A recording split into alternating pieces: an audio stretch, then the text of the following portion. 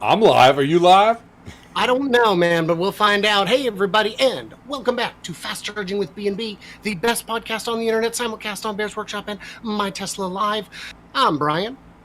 And I'm Bear. He's Bear. We're all Bear on this blessed day. Wow, that was very touching. That was quite an intro. And as you were doing it, my screen wasn't coming up, so I wasn't sure that I had the right thing going on. But didn't want to ask you to do that over because that was quite the intro. So. Oh, I don't remember the words. Golf clap. But this is the Fast Charging with BnB podcast. We are here live, as we are every Tuesday at 4 p.m. Pacific, except when one of us is out of town, and then we're mostly live. Yeah, mostly. Sometimes we fake it until we make it. That's what we're still doing. Oh, MD Hofsty paused Rob. Thank you. Anybody who's watching Tesla Daily, please hit the pause button. He will still be there. Weird echo from Bear. Yeah, I got it fixed. Oh, that was on you, huh? Okay. That was on my side. Thank you for the heads up on that. I have to put a slight delay on my mic when I use my other camera because of a slow capture card. Anyway, it is resolved. Any news this week, Bear? Nope. None again. No news. Well, I appreciate you guys tuning in. We're out of here. In a blaze of glory. Speaking of blaze. Yeah? What do we got going on there? Well, the Blazer. The new Chevy Blazer EV. And $44,995. Yeah, what do you think about this car? What do you think? I think it's the right size. I think it's the right range. I think the styling is above average. I think it's good. I like it. Did you order one? No, I did not. Should I? Even though it's in the right price range. Maybe. Well, there's 4 different trim levels on this car. There's the 1LT, the 2LT, the RS, and the SS. I never liked Chevy's naming convention on the 1LT and 2LT. It doesn't tell you really anything. But the RS is going to have a range of 320 miles, and the SS is going to have a range of 290, and it's going to compete with I'm going to say it's going to compete with the Model Y. It's a little bit slower. The range is a little bit lower, which is a little disappointing, but it's got like all sorts of fancy trim on it. So these two will be available next year, and in order to make sure that I got one, I put in my reservation last night. Guess which one I ordered? Second to the top. I did order that one, and I also ordered the SS. I ordered the RS and the SS. Oh, wow.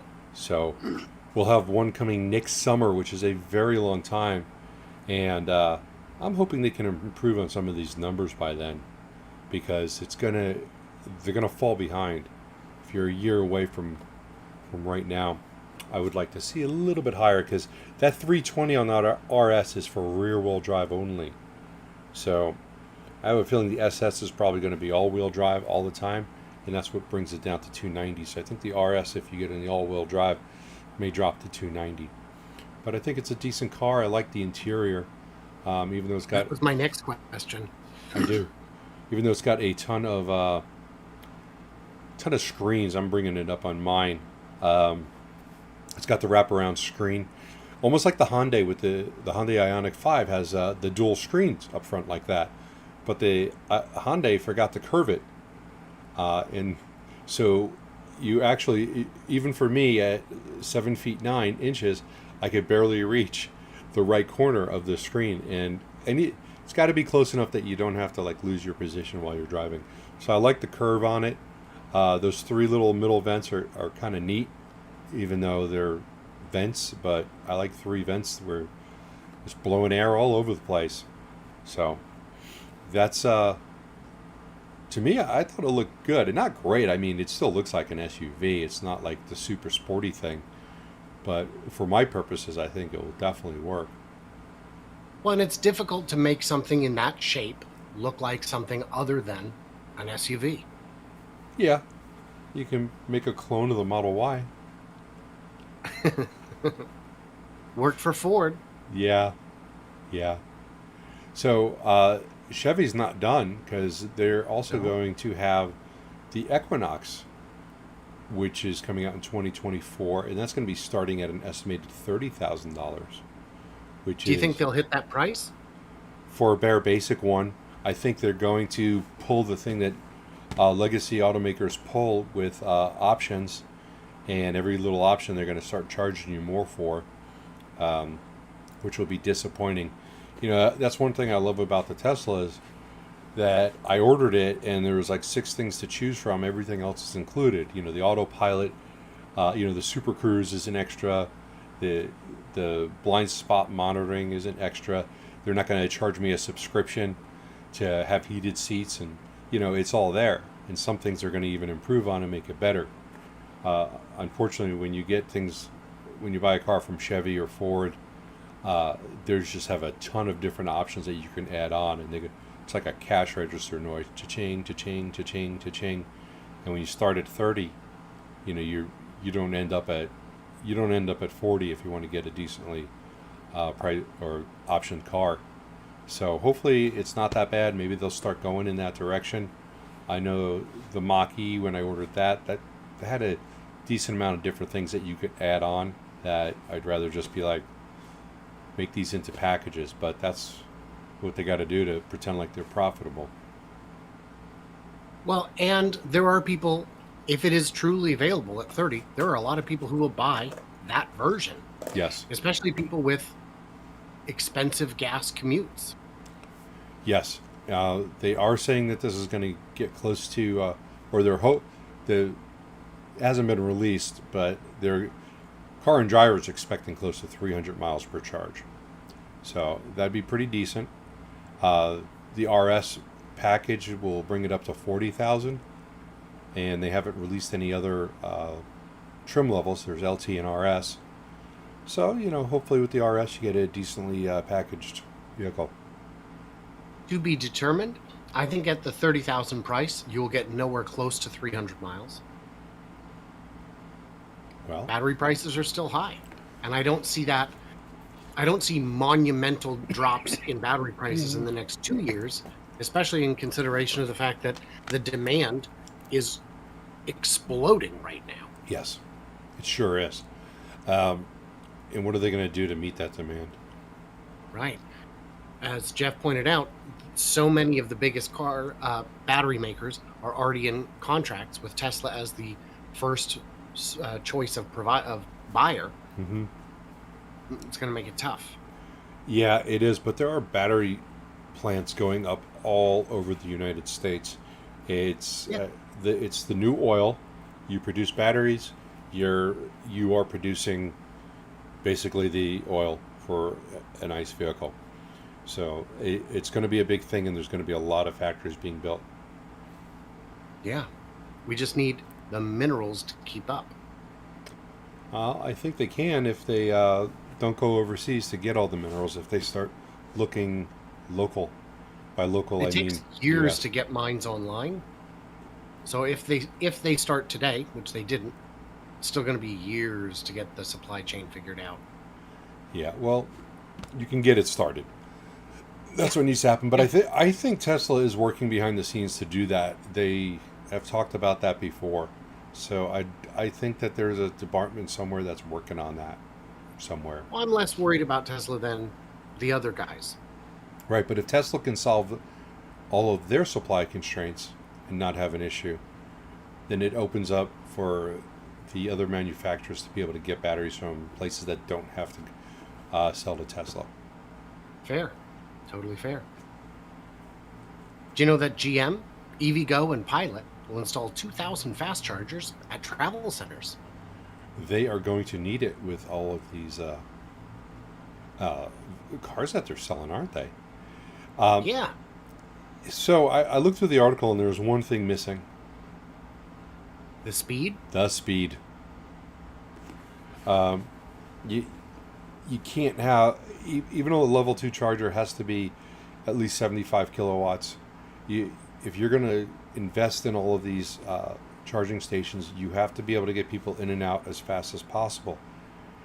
They're still going to have enough time to go into your Pilot and your Flying J travel centers and buy the nasty pizza and use the bathroom and buy some chips. So don't put in the 72 kilowatt chargers. 150 at a bare minimum. 250 best. People will stop there just because it's 250, as opposed to, and I would not stop at, if I had a choice, I would not stop at a 72 kilowatt charger if I knew that there was something better within range. Just my 72 might be a better fit for a restaurant, but for a place where you're going to use the bathroom and grab coffee and get back on the road, 20 minutes is really all you can spare.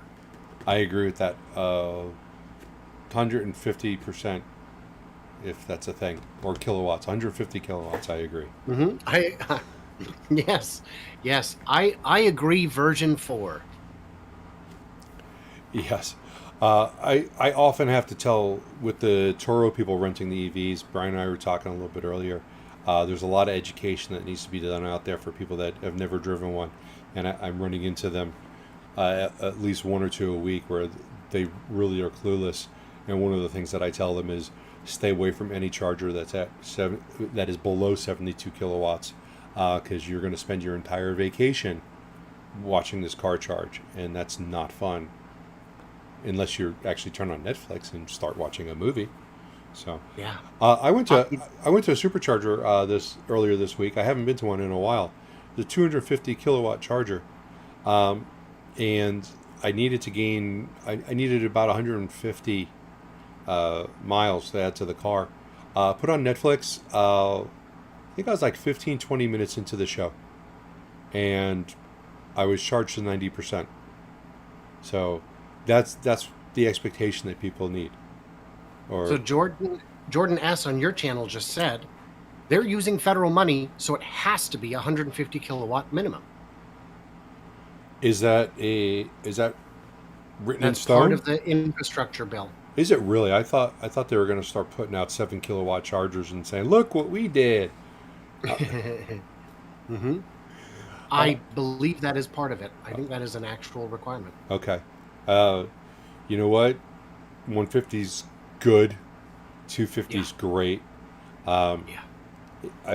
Electrify America. I've been on their 150 chargers, and they were 52. They were getting 52. So just because it says it on the outside doesn't mean that's what you're getting. That's just another problem with the charging infrastructure that exists right now.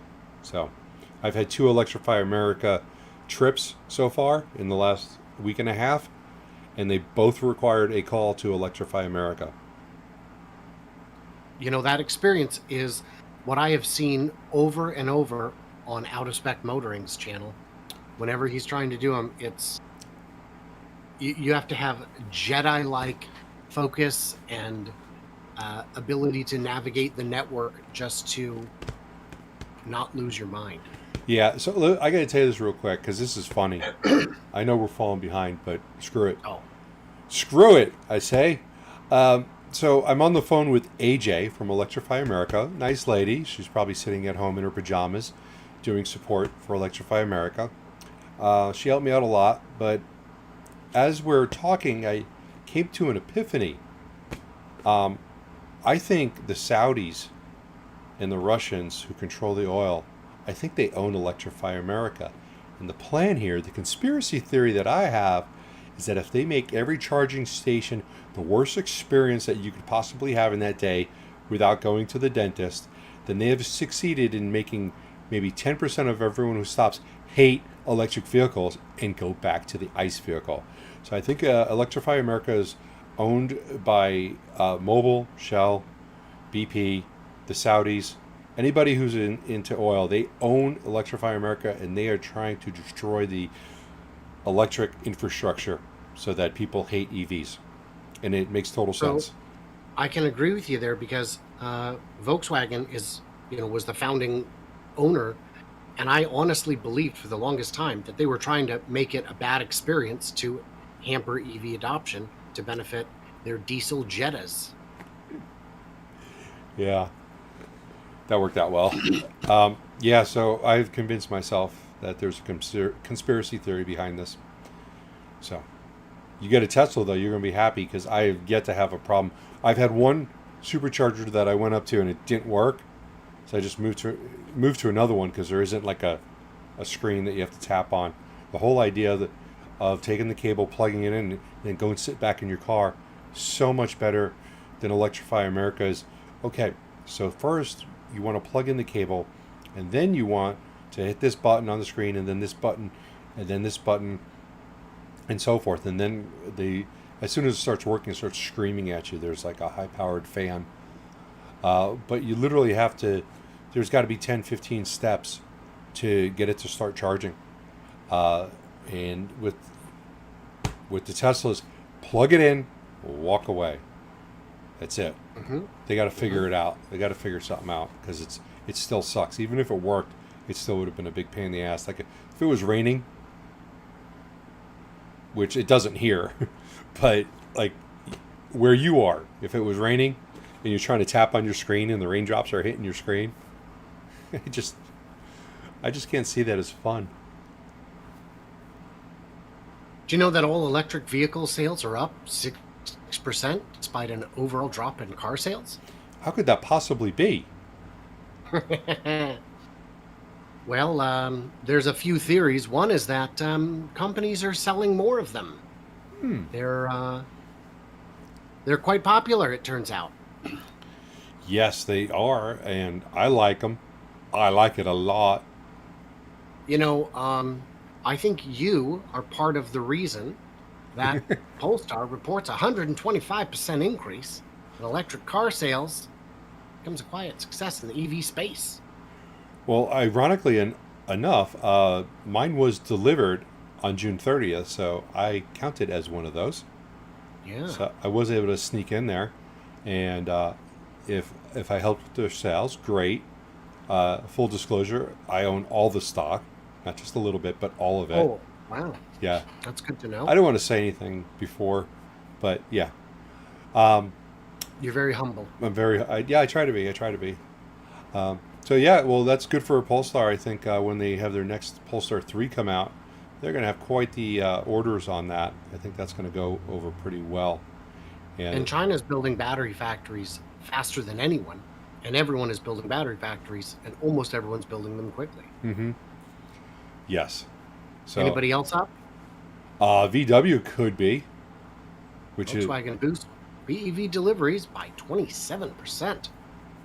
So this is important to me. They did 217,000 in the first half of the year. That's a big deal because you remember how long it took Tesla to get to that kind of level? It was last year. Yes. Yeah, that is. This proves to me that if you are serious about making EVs, you can make EVs. Yeah, it's a pretty good thing for them. One of the things I did take note of, and I've kind of mentioned this before, and for different audiences, maybe this one, is that a majority of those went to China, and that just goes back to China and the lunch eating thing, because they're going to eat it. They are going to convert over to all electric at some point within authoritarianism that they have, type of government. They can at any time just ban these gas powered vehicles and not be reliant on oil anymore. So I that's the one thing I caught out of this. It's good for VW. I think their sales were down though in the US, weren't they? They were. Jeff Songster just said in the comments 153 days of inventory at VW, which is something that he had shared with me from a video by Autoline with John McElroy. Anyway, but if there's 153 days of inventory for electric EVs from VW, I haven't seen them. I don't know where they are. Yeah. They must all be in one parking lot in the Midwest or something. It was one dealership in Iowa. Is that what you're saying? Yeah. Mm-hmm. Yeah. I would like to see that. I've only once or twice looked at the VW, and I did not see any in stock here in Arizona. So, and that was the ID4. So Jeff is saying that the inventory is not at the dealers. Raises questions. raise questions. I think Volkswagen is still selling every unit they can build, and they're building more and more. They're, compare that. Anybody remember how many EVs has GM sold this first half? Remember, they're the true leader. It was a few thousand. Yeah, it was a few thousand. Yeah. One day I'll have my new. I actually have like 4 GM vehicles on order now. JJ was saying that in your chat. You're gonna have more GMs than Teslas because Mary led. Yes, Mary's been talking to me personally, saying, if you could have more GMs and Teslas, I'm gonna get you a pony. So, Elon offered me a pony, but the deal was a little different. So the Nissan Leaf is going to be phased out. I don't know if you know about that. That kind of looks like a pony, doesn't it? We have fun. Yeah. So why is the Nissan Leaf going away? Look at it. You could make it prettier. Throw some more money at it. I think those wheels will look better on anything else than that car. Yeah, you could make it prettier. I think it's time to move on from it, mainly because of the reputation of the name. So yeah. And in the article it says it was just such a black hole that sucked up all the money that when they'd come back and say, well, we need more money to develop it further, the executives would look at it and go, we're spending 3 times as much on incentives for this vehicle as we are for other vehicles we make, and it's just not popular. No, it's not. And I think it could have been. I mean, it really doesn't look that much different than a Bolt, to be honest with you. I think they crippled the design on purpose to prove that it can't work. To not cannibalize sales from their other, more exciting vehicles. Maybe. But to think they still haven't even reached the tax credit yet. Insane. They were such an early mover in the space, and they just blew it. Yeah, they could have been rock stars, but there's so much problems at Nissan right now that it was never going to happen. Not with the management situation that they had. So. Is he still on the run? I don't know. I don't follow him. Yeah. I follow Trevor Milton to see where he's running, but yeah. No, I don't actually. He's lying. Did you know Electric is reporting that there's a 5-minute EV charging startup that just raised $59 million? Yeah. I gave that $58 million was me. I sold some of my Polestar. Mm-hmm. Nope, lying again. Yeah, that would be great. I can't imagine why no one has thought to do something like this before. So weird. Yeah. You would think that this would have been something people were working on if it was possible. And I'm not saying it's impossible. I'm saying these sorts of claims require exceptional evidence. Yeah, not just an idea.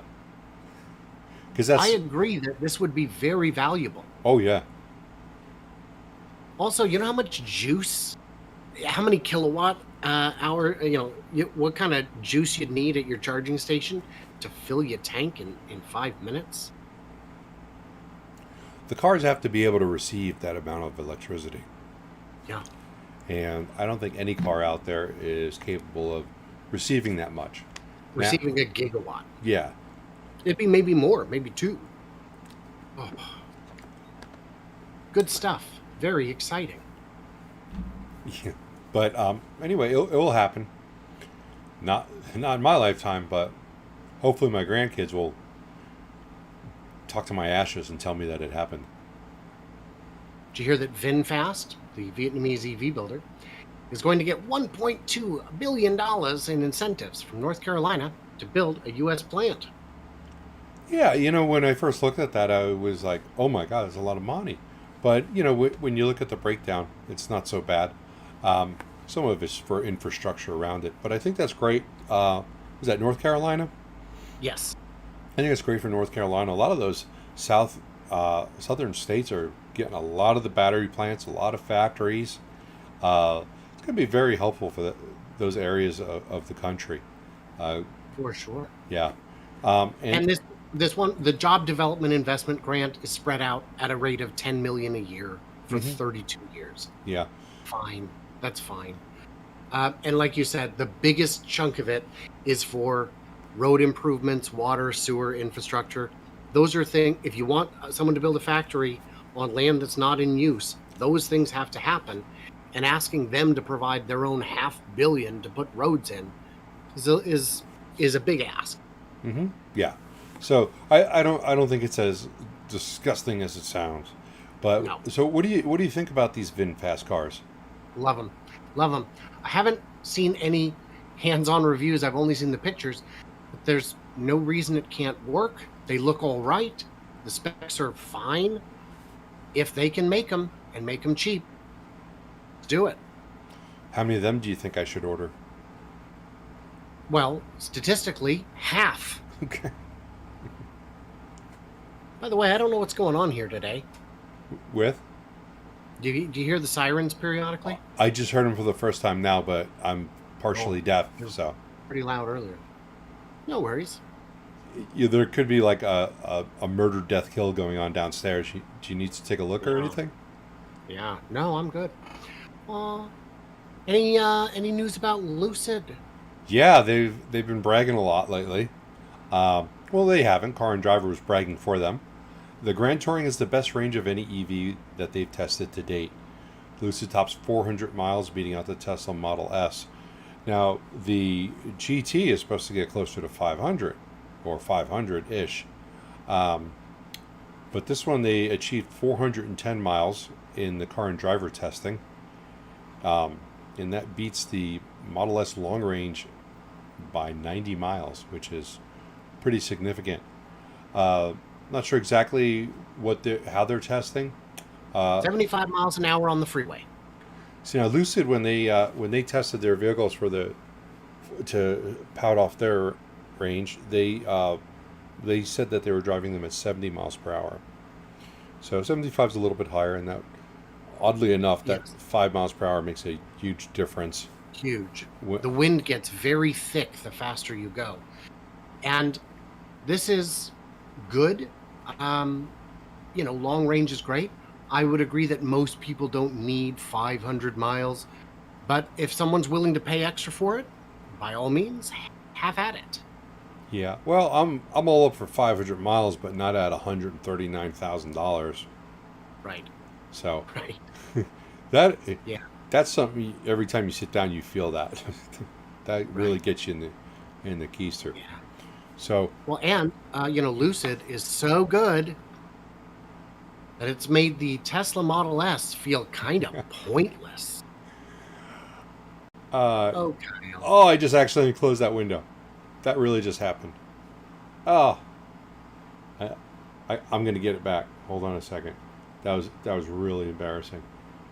So Jalopnik went out and reviewed the Lucid Air, and oops, there we are.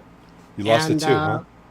Full disclosure, Lucid wanted me to drive the Air GT so badly, they flew me up to Silicon Valley, put me in a hotel next to Facebook, and fed me. Then I got to drive the car home to LA, which took up a whole Saturday. And by the way, in the car was also his wife and his father-in-law, so maybe that's 3 airline tickets and 2 hotel rooms and more than 1 meal, but... Yeah, were they in the car for the ride back, or were they just in the car when he got back? Oh, you know what? That would actually make sense if when he got back, he drove around town a little bit. Yeah. And then returned it. That would make sense too. Okay. So I was very impressed. Yeah. I just want to state this real quick, what I told you earlier. I'm curious what type of agreement he had with Lucid on this, because Lucid had once sent me an agreement on reporting on their site, and they were going to give me certain things, not money or cash or anything like that, but just the ability to fly over their site without being harassed, basically. But they stated in their contract that I was not allowed to say anything derogatory or negative about Lucid. So I'm wondering if that's how you get to drive their car across California, if that's part of the deal. So with them not offering you money or anything physical, access is still worth money, and they know that. And what I was telling Bear before we went on air is, you don't necessarily need a non-disparagement clause to get a good review. A lot of these guys will tell you, you start writing bad reviews, you stop getting cars. Yeah, and that is a fact. So you've really got to fluff it up, and he did fluff this up. I can't say what he said was incorrect, because I think a lot of it was correct. He didn't make up anything, but he did also get to the end, and he stated that the car is not worth the money. He would get the GT and not the GT Performance, because the difference in speed is something that you will never know. And no one can see it. It's not something that's a visual thing, and the car costs tens of thousands of dollars more. I think it's $40,000 more than just the regular GT. I could be wrong on that number, but it's something like that. It says in here 45,000. Oh, 45. Okay. Yeah. So the complaints were petty. He said, yeah, it's okay. It's not as fast as the Plaid. It's not as cheap as the Plaid, and it's not as and the driver assistance package still has a ways to go. It's like, well, right. So if you exclude all of the things, then it's not as good. Yeah, I get that. That makes sense. And the Lucid is meant to be a different kind of car. It's really more about the person being driven around by a chauffeur. The back seats are very spacious and comfortable. It's meant to be more of a luxury car. That's the angle they're going for. Yeah, it is. And my biggest pet peeve on the Lucid is still get the access with that A-pillar. And once I get my Lucid Air Pure in, like, I don't know, 6 months, 10 months, whatever, I am going to demonstrate how I'm going to get into that car, because I have to figure out a new way to get into a car. Have you tried WD-40? Just greasing the sides and... Well, it's fortunate that I don't have to wear a helmet getting in the car, because that would make it even worse. But yeah, I'm gonna take some yoga classes so that I could bend into different positions. I think you need to. Hey. Any other car companies doing some bragging this week? Yeah, we got car companies bragging, and it's not even them necessarily. This was a video that was out on YouTube. Tesla reaches Mount Everest base camp for the first time. This was pretty cool. Watching, it was a Model Y and a Model X. It's got Chinese and English subtitles, and it tracks them going up the road that leads to Mount Everest. And it was a 1,400 mile drive. It wasn't just like 50 miles up and down the mountain. From where they started, they left. It was 1,425 miles. Somehow they have supercharging stations in places that people will never use, but that's okay, because they can say that they do, even though the nearest supercharger to me is 35 miles away. Just a little whine there, but they could put one on Mount Everest. So but it was still a cool video. I highly recommend you guys take a look at this and give it a read or a watch. But that's all the bragging we have. Of course not. No, actually, the Rivian R1T, somebody posted a video without sufficient context of the R1T at a tractor pull, silently dragging the entire load, quite capably, having to hit the brakes at the end. Yeah. Well, I don't know if they hit the brakes. You take your foot off the brake, your brake lights are going to go off. You take your foot off the accelerator, your brake light goes off. That's me.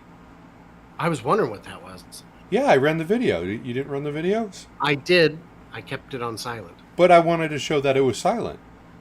Mine was quieter. But that wasn't real. Tractor pulls are extremely loud. And just as you said, it did it quietly. I had to show it. So all you can hear is the people going, "What the?" You know? Because you know my that. sound is on. Your sound is on? Now it is. Oh, okay. Yeah, all you can hear is some idle jangling of the chains and gear on the trailer. Yeah. And Yeah. it makes sense. It's got a ton of torque. It's heavy enough to bite into the dirt. It's four-wheel drive. And it's got, smart traction control. Yeah, it's just I'm glad it wasn't like a mud tractor pull though, because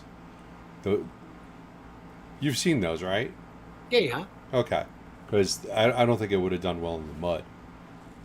Not on those tires. No, no. But since we're bragging, what else are we bragging about? Dodge E-Muscle electric muscle cars. Smoke all four of them. What do you think about that? I know it's a render. It's a render, but I love it. Yeah. I mean, this grill is meant to harken back to the old muscle cars of the 70s, 60s, and 70s, but this is a problem in terms of aerodynamic drag. It is, unless they found a way to dispose of that air going through it. Yeah. And maybe out the scoops on top. Or maybe they'll hear me say that and go, oh yeah, we need to do that. Or out the doors or something. Yeah. I love that grill. When I was a kid, I knew someone who had a Charger, and it had that grill on the front, and it was like a silver gray, battleship gray, and it didn't look like that car, but it looked like a 70 Charger or whatever year it was, and so that just brings me back to when we were developing the wheel a long time ago. But I love the design. There's obviously going to be different levels of EVs on the trim levels that are probably going to bring the price to anywhere from $40,000 to probably $100,000 is my guess, because they're going to have electric Hellcat versions, and they're going to probably with 4 motors if they're really going for performance, which is what they say. So yeah, it's on my list, but I don't think it's going to happen anytime soon. Right. I think it's still a ways out. I think it's not going to look this nice, but I don't think it has to, and I don't think it has to. So it's good. When it happens, it'll happen. Yeah. And the thing is, they're talking about this maybe going with the Charger name, which they had made into a 4-door, which was, sacrilegious. But maybe they'll go back. It does also, the back end actually looks more like a Camaro, doesn't it? It does. So. Yeah, I don't know if them Duke boys will be impressed with this, but we'll find out. Yes, we will. So maybe they'll win Car of the Year one day. Well, you can't do that unless the reviewers can actually drive your car. That's not true. That's not true. Liar! Top Gear's Electric Car of the Year, VW ID Buzz. I mean, we haven't driven it, and yes, the photo we're using isn't the production model, but the render. But we've decided it is the car of the year. How? Well, first of all, do you believe in magic? Do you believe in magic? In the ultimate... Okay. No, I don't actually. No. So again, we talked about this repeatedly. I was more excited about this when it was still a render, but just like so many things, the reality, it doesn't match the buzz. It's more like a buzz, not a buzz. I want to stop and thank Michael Murphy for the super chat. I appreciate that. Thank you very much. He says a lot of people are impressed with the Tesla Octavalve. In your experience in Arizona, how is the AC system held up in the heat compared to traditional vehicles? Noticeable difference.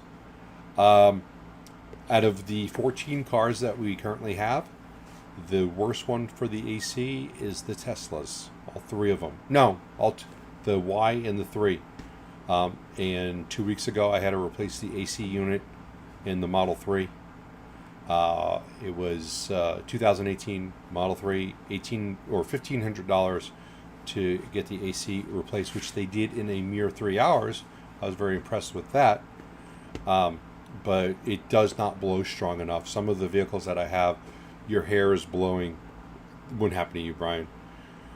But for others, your hair is just going back, and you noticeably, in the Teslas, 3 and the Y, you're kind of feeling the vent to make sure it's actually on. You could probably light a cigarette lighter in front of them. So I'm not all that impressed with them.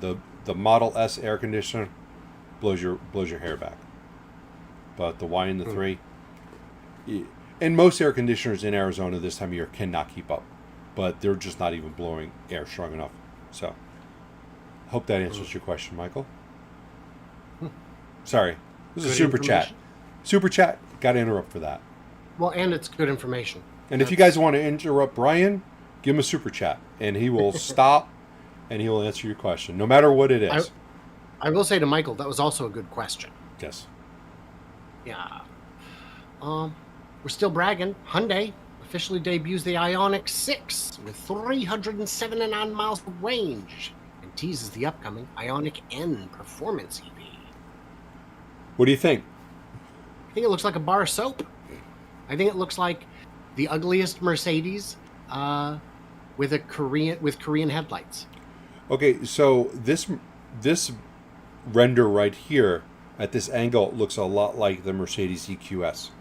It really does. From the A-pillar back, it 100% does. Yeah. But in that black one, that next one, that's not what it is. It's not looking like that at all. No. But I've seen other angles of it that don't look EQS as much. But with that range, it's got the same interior, flat dual screens that I was talking about earlier with the Blazer. So you can kind of get a look at that. I mean, I'd put this on my list as it sits right now. It's not the most attractive car, but I definitely think people would be interested in this. And with that range, it's definitely going to help. Further down the article, there's a 3-picture section where the third picture shows a black model from the rear quarter panel, and there it looks like an old Altima from the 90s. How far down? Underneath the black picture, the next picture. The black There's picture. 3 little dots. You can click on the second and third dots and get different pictures. Dude, I don't see that. We're on the electric article, right? Yeah. So right above, Hyundai Ioniq 6 makes global debut as major EV upgrade. Oh, I didn't have 3 dots. Click on the third dot. Oh, okay. I was hitting the arrows. Okay. So the black one you're looking at? Yes. And what'd you have to say about that? It looks like a 90s Altima from the back.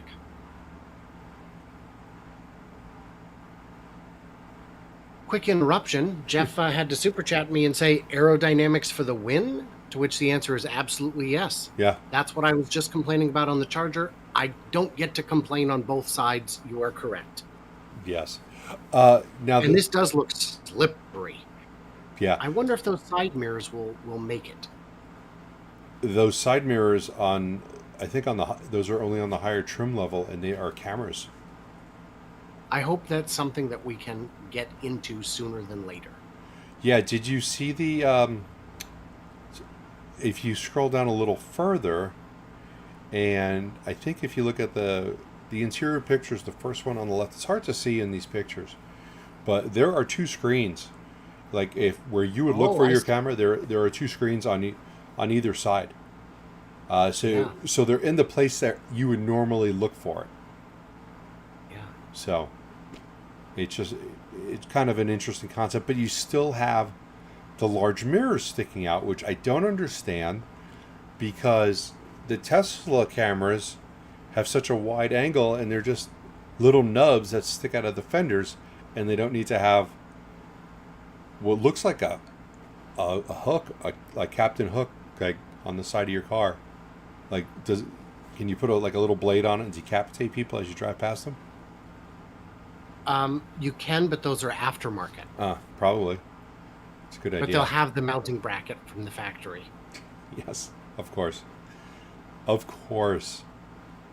Yeah, no, I think it's a fresh new design. So I'm not 100% on the outside looks, but I'm into this. And we'll see what it actually looks like. Yeah, there's always that. Mm-hmm. Mm-hmm. Any other new ones coming out? Yeah, of course there are. It's a busy week. Busy week. What do we got? We got 15 minutes. Okay, we're doing all right. We're doing all right. Porsche announces plans to launch a new high-end electric SUV. Let's see. So what do you think about this car? Because I didn't read the article. So the green is not for me, but it doesn't have to be. It's fine. It'll be great. It'll be great. It'll be expensive, and it'll sell in small numbers based on that in part. But it's fine. Yeah, I was looking on Porsche's website the other day, trying to remind myself of why I disqualify them as a car that I would get.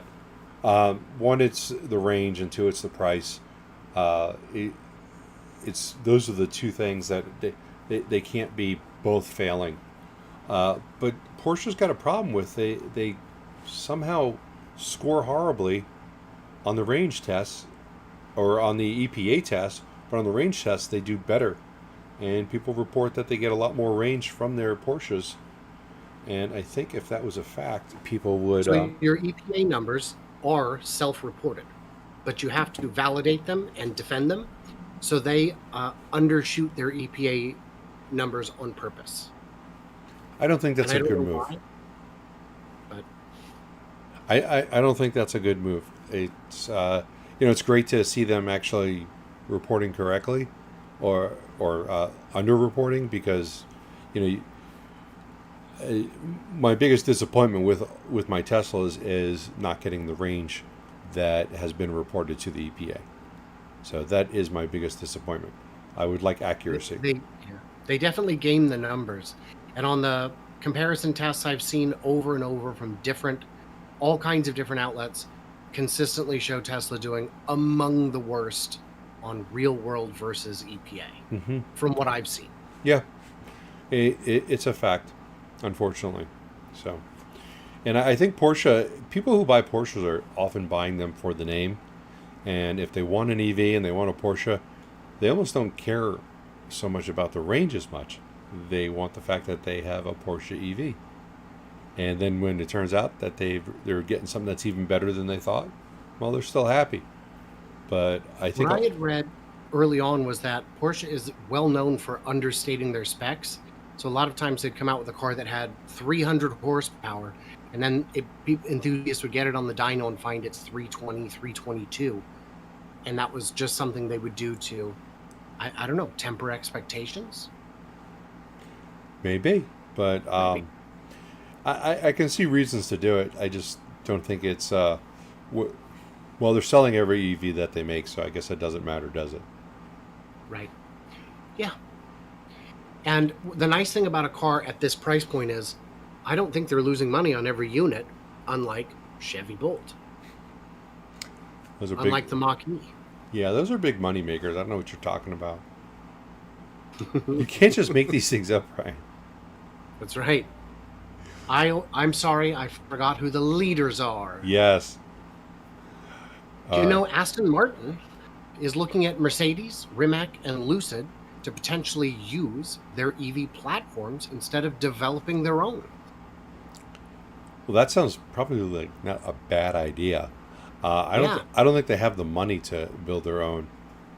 This article states and that they wouldn't have the volume to support it. Yeah, they've long been using other manufacturers' powertrains, because why invent a whole new engine when I can buy a very capable one from Mercedes or BMW or whoever has what I want? Mm-hmm. Yeah, and you're not buying. Yeah, you're buying the package, the name. Not what's in it. I think all their cars are sold to James Bond enthusiasts, isn't that? Yes. Well, no, 2/3 are. The other third are given to James Bond Productions to wreck. Yes. Mm-hmm. I think that's right. Somebody can double check me in the comments, but I think that's right. I bet if you check their sales versus James Bond releases, you would see like spikes in it. You might see a a big profit posted only on years with Bond films. Yeah. Ooh. Well, so the firm reported an operating loss of $90 million in 21. That's not that bad. Has a debt of $1 billion. That's not great. Yeah, that's bad. That makes it difficult to develop your own. And again, why bother developing your own? If Lucid would sell them the platform at a price that makes sense, I don't know if they could afford to, or if, you know, the what is it, the EQS platform, whatever Mercedes one is, whatever their new electric, I mean, it might just be the ticket, maybe. Maybe. I've never had an Aston Martin, have you? No, I've never been in one. I've barely even seen one, so. Yeah, I've seen, probably less than 10 in real life.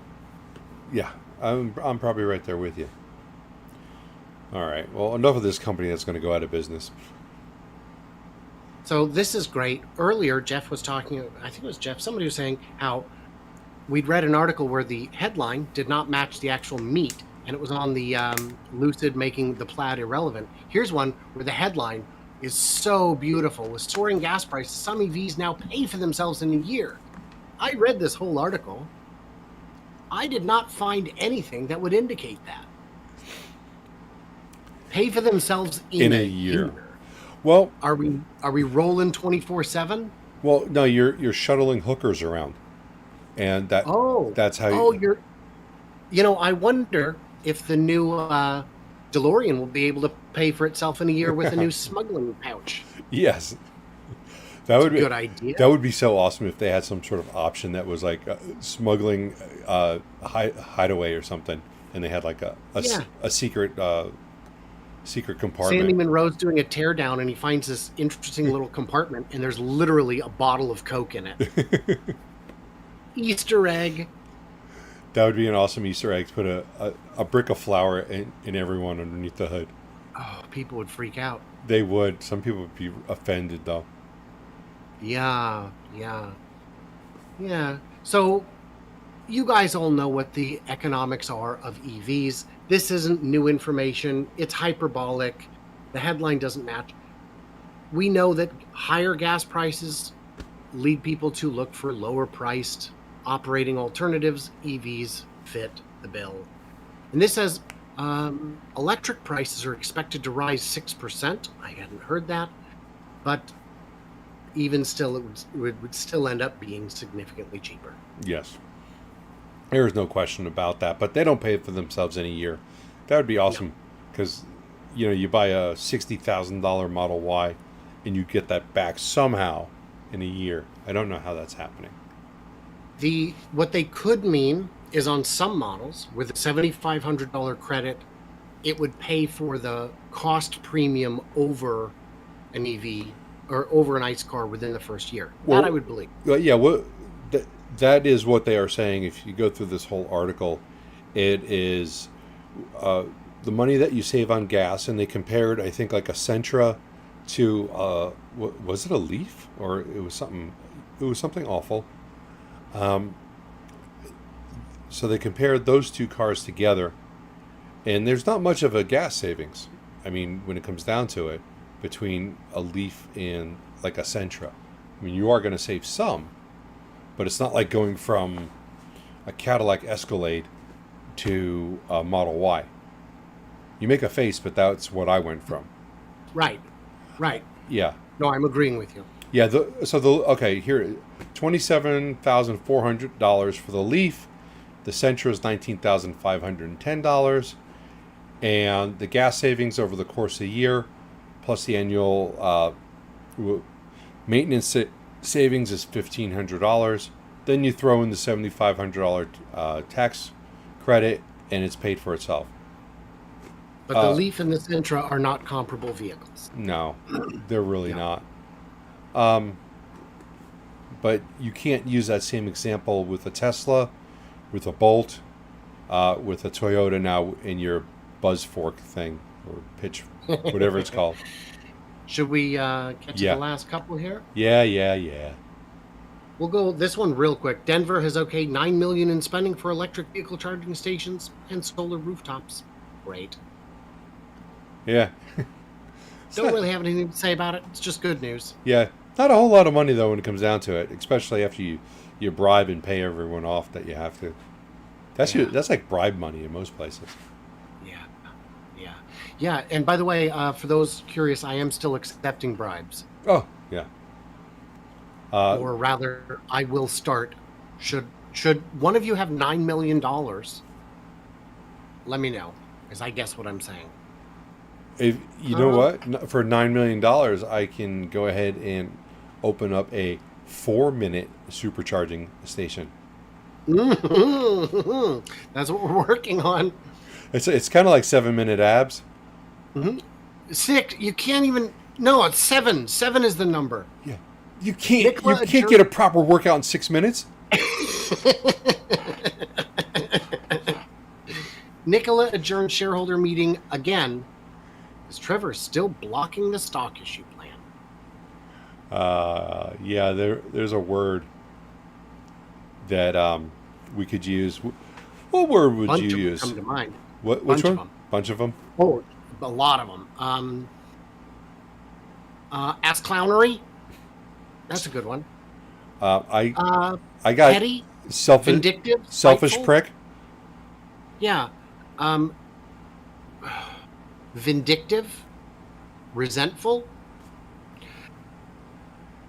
I wonder if he's trying to like blackmail him into writing a hold harmless or something in exchange for his vote. I hope not, because they don't need that. What? I hope he has to sell more shares of stock for his next trial, and because of that, he loses more of his ownership every time he sells some stock. So we're lucky he had to sell some already. Quick thank you to Wendelin for the super chat. Hello, Wendelin. And hello to Who Is This, and Jeff, and John, and DK, and everybody else in the chat. Hello, hello. He's got to get real. The company's survival is at stake, and he, with 20% ownership, has the power to block stuff like this. I think he's at 10. Oh, is he? Yeah. Okay. Yeah. But still, he has the power. Because of all the no votes, he represents 85% of all the no votes. Ugh. Well, too bad that's the only Nikola news we have. Yeah, too bad. Sorry, JJ. Time for you to go. Hey, did you hear that Nel ASA has received a record-sized purchase order of 200 megawatts of electrolyzers? That is this is all rumor, but everything here kind of points to this being for Nikola. No proof, except that it just... Except who else would it be? Who else would it be? And Nikola has already received some equipment from Nel ASA within the last month, and it's been shipped to Arizona. And the equipment that they received was electrolyzer equipment.